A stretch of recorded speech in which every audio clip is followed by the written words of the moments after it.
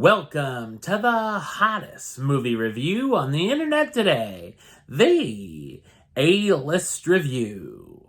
I am your host, the Game Changer, Wes Troop.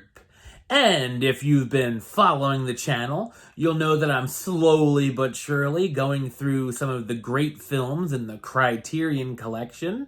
And this time, we're going to hop back into our mint-flavored time machine to the year 1991, where we're going to look at one of the oddest films you'll ever see.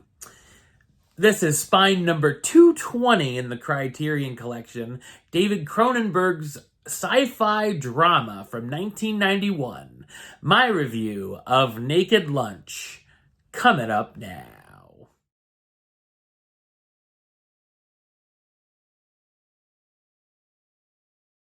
Set in 1953, William Lee is an exterminator who finds his wife, Joan, has been stealing his supply of insecticide and using it as a recreational drug. After being exposed to the bug powder, Lee begins to hallucinate that he's a secret agent and his boss, a giant talking beetle, gives him the mission of killing Joan as the bug says she's a secret agent for the Interzone Incorporated organization. After accidentally killing his wife, Lee flees to North Africa where he writes reports concerning his mission. So what did I think of Naked Lunch? I thought it's a bizarre yet compelling surrealist sci-fi drama. It's an adaptation of the 1959 novel by William S. Burroughs of the same name, which was autobiographical of sorts, as Burroughs had some issues with drug addiction. The film is written and directed by David Cronenberg, best known for directing films such as The Brood, Scanners, Videodrome, Crash, A History of Violence, and Crimes of the Future. Naked Lunch was released on December 27, 1991, and received mostly favorable reviews, but was considered a box office flop. However, over the years, the film has gained a bit of a cult following. The special effects here on the creatures look excellent, especially for their time, with some of the bugs, some of which are typewriters, talking out of their anuses. If you're not a fan of insects or easily grossed out by them, you might be totally disgusted here.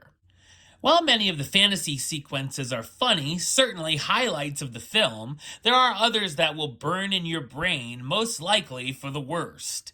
It's obviously a very odd film as well, as you'll most likely have many questions once the credits roll and wonder what you may have just seen. And just when you feel like the film couldn't get any weirder, it somehow keeps topping itself. Naked Lunch also asks a lot of its audience, as much of what's going on are hallucinations, and for much of the runtime we question what's real and what isn't. The plot can also be non-linear, complex, and sometimes even incomprehensible. It also deals with everything from paranoia and conspiracy theories to themes of homosexuality and roles in society. The film can be rather metaphorical and allegorical throughout as well.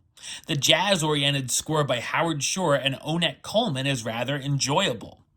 Nice performances from the cast, starring Peter Weller as William Lee, the exterminator who begins to hallucinate. He's a secret agent and begins his insane journey. Judy Davis as Joan Lee / Joan Frost, William's bug powder addict wife, and also a woman he meets in North Africa who could be his wife's doppelganger. Ian Holm as Tom Frost, Joan's husband who also has an insect-like typewriter. Julian Sands as Yves Cloquet, an attractive gay Swiss man who may be hiding secrets. And Roy Scheider as Dr. Benway, the quack doctor and drug dealer. While most of the film I felt like I was on drugs myself, I appreciated Naked Lunch more than I enjoyed it and praised its acting, direction, and creature effects. Number-wise, I'm going to give it an 8 out of 10, which gives it the A-list rating of do it. And a high do it at that. Alright, well that's the show. I'll be back with another review very soon. But until then, don't forget to like, comment, and subscribe right here on YouTube.